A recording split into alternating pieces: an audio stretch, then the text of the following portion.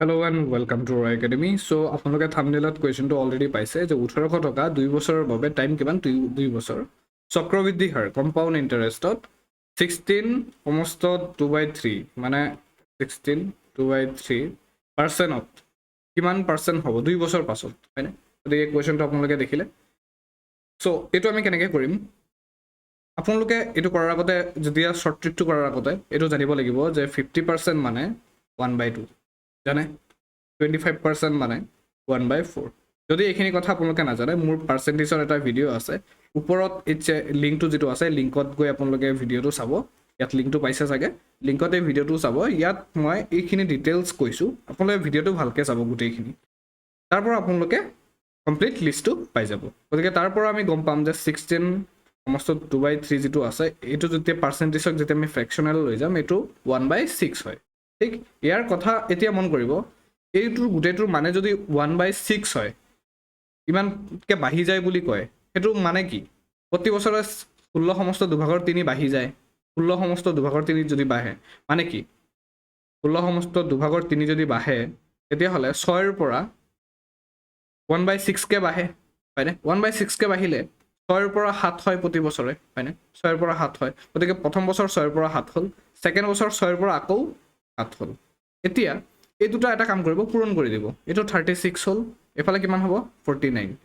এতিয়া এইটো আছিলে আমাৰ মূলধন, এইটো আছিলে আমাৰ 2 বছৰ পাছৰ পোৱা ধন। এতিয়া কথা মনত ৰাখিব, 36 যদি 1800ৰ সমান হয়, আমাৰ মেইন মূলধন কিমান আছিলে? 1800 টকা। আমি অনুমানিক কিমান লৈছিলোঁ? এইটো আমি নিজে ধৰি লৈ পাইছিলোঁ 36। এতিয়া আমি ইকুৱেট কৰিম, যদি 36 ইকুৱেলছ টু 1800 হয় তেতিয়াহ'লে 49 কিমান হ'ব? মন কৰিব, 36 1800 কৰিলে 1 হৈ যাব আপোনাৰ। 36এ 1800ক ডিভাইড কৰিব লাগিব, আমি পাই যাম এইটো 50, হয়নে?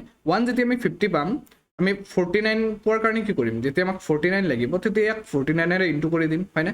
গতিকে 49ৰে যেতিয়া আমি 50ক ইনটু কৰিম তেতিয়া আমি পাই যাম 2450। এইটোৱে আমাৰ এনচাৰ। ঠিক আছে, কিমান ইজিলি উলিয়ালোঁ। এবাৰ আপোনালোকে বুজি ল'ব, এইটো আমি এনেকৈ কৰিব পাৰিলোহেঁতেন। 36 ইকুৱেল টু কিমান পালোঁ? 1800। ঠিক, গতিকে 49 আমাক লাগে কাৰণ আমি 49 উলিয়াব পাইছিলোঁ। গতিকে 36 যদি 1800 হয়, 49 কিমান হ'ব? মই এটা কাম কৰোঁ, ইয়াত মই 2টা শূন্য দি দিলোঁ, ইয়াতো তেতিয়া 2টা শূন্য দিব পাৰিম, 2 জেগাতে চেম কৰিলোঁ। আচ্ছা, 36ৰ আধা 1800 হয়নে? আধা হয়নে এইটো? গতিকে এইটোও যদি আমি আধা কৰি দিম তেতিয়া চাব 2450 আহি যাব। এইটো আছিলে শ্বৰ্টকাট।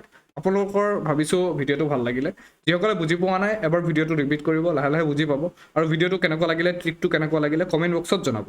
যদি এনেকুৱা ধৰণৰ শ্বৰ্ট ভিডিঅ' ভাল লাগে তেতিয়াহ'লে আপোনালোকে ক'ব, তেতিয়া মই এনেকুৱা থাম্বনেইলত কুৱেশ্যন দি দিম আৰু শ্বৰ্ট ভিডিঅ' লৈ আহিম। আৰু এইখিনি আপোনালোকৰ যিকোনো এক্সামৰ কাৰণে বহুত হেল্পফুল হ'ব বুলি মই ভাবোঁ। ত' থেংক ইউ, জয় অসম।